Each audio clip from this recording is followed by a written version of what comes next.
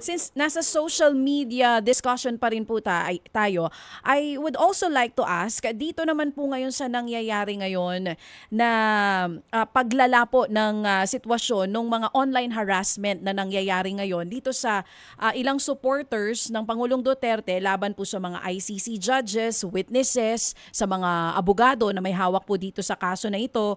Legal perspective, attorney, paano po ito makakaapekto sa ICC case at ito po ba'y disadvantageous talaga sa Pangulong Duterte? Maaaring hindi makaka-apekto yan dun sa may legal merits ng kaso mismo, yung main kaso mismo, kung guilty or not guilty siya, no? Pero kung hihingi sila ng interim release, lahat yan magiging ebidensya, no, na laban kay former President Duterte, no? Dahil nakikita ng ICC kung gaano ka-powerful and ano yung capacity for harassment and kung ano-ano pang mga illegalities itong mga supporters ni Mr. Duterte. In fact, merong ng reports na ngayon na yung mga pamilya ng mga biktima ay naharas, threaten at in-intimidate. Lahat yung mga yan, ebidensya, no? Dahil malaking bagay para sa ICC na kapag bibigyan nila ng interim release ang isang akusado, dapat walang capacity to tamper with evidence, to intimidate and antagonize witnesses, and dapat walang risk na siya ay magtatago. Okay, nabanggit niyo po itong mga pamilya po, no, ng mga biktima ng war on drugs na nakakaranas din ng mga online harassment at pananakot. Ang ginamit nga pong salita ni Attorney Conti is revictimization. So on legal standpoint, kung patuloy po yung ganyang harassment, number one, meron po bang magagawa ang ICC laban dyan? And number two, kung walang magagawa ang ICC, ang gobyerno po ng Pilipinas, meron din po bang magagawa para kahit papano hindi na po ito pagdaanan ng mga biktima po ng pamilya ng war on drugs? Dapat talaga yung gobyerno ng Pilipinas ang mag-address sa mga ganyang problema dahil that's actually a domestic problem first and foremost, no? Dahil issue yan ng krimen, issue yan ng security ng ating mga kababayan, no? So dapat sila talaga yung magbigay ng proteksyon sa mga families ng mga biktima. And in fact, yung ICC would depend very much on the cooperation of the domestic country to protect victims and witnesses. So talagang cargo yan ng ating gobyerno. Oo. So gobyerno dapat ang may gawin. Ano po dapat ang gawin nila talaga? Just to be specific po, attorney. Dapat talagang hulihin yung mga nag-intimidate, nag-threaten, o kaya warningan sila na sila ay kakasuhan, no? At dapat talaga paimbestigahan yung mga yan para talagang hindi nila ulitin. Dahil talagang kung hindi sila makakaranas ng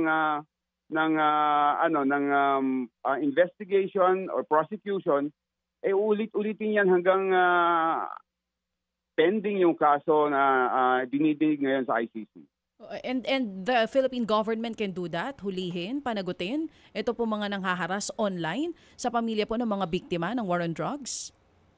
Opo, kung ano yan sa cyberbullying, yung iba naman talagang physical intimidation yung nangyayari, meron yung mga krimen na committed sa mga klaseng ganyan. So your suggestion dapat maging proactive ang gobyerno dito po sa paglaban dito sa mga harassment na nangyayari po ngayon sa pamilya nito mga biktima ng war on drugs. Attorney, balikan ko lang yung nabanggit nyo rin po kanina about interim release. Natanong ko po kayo kung posible nga bang makaapekto yung mga nangyayari po, no, na hindi lahat, hindi naman lahat, pero may mga supporters ang Pangulo na pumupunta po sa mga pages ito mga ICC judge para magpahayag po, no, ng kanilang mga damdamin. Ang sabi nyo, hindi maapektuhan ang merit ng case, pero yung interim release, kung mag-request sila, posibleng maapektuhan. Ano po possibly ang posibleng mangyari? Mas maliit ang tsansa for interim release kung patuloy pong gagawin ito ng ilang supporters ng Pangulo?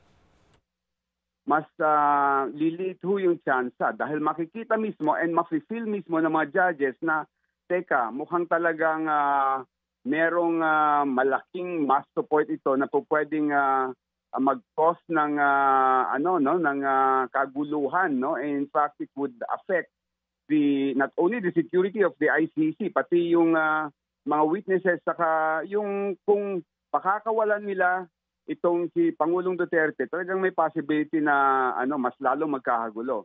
In fact, nagkaroon ng experience before ang ICC na grinant ang interim release ng isang African country. Bumalik sa sariling bansa nila. Ito yung tapos nung pinabalik siya sa ICC, bumalik nga siya, pero ang nangyari nagkamatayan yung mga testigo, yung mga victims, no? So nandun, I'm sure nasa likod ng pag-iisip ng ICC na pwedeng maulit yung ganong klaseng pangyayari. Kumbaga pinayagan po ng ICC, no, yung pansamantalang paglaya ng akusado rito nung umuwi sa Africa. Nakauwi siya, pero Nagkagulo. pagbalik niya ron sa ICC, lahat ng testigo niya pinagpapatay na. Ganun nga po. Kaya na-dismiss yung kaso. Ito ay isang account ng isang kababayan natin na naging mahistrado sa ICC, si Judge Raul Pangalangan.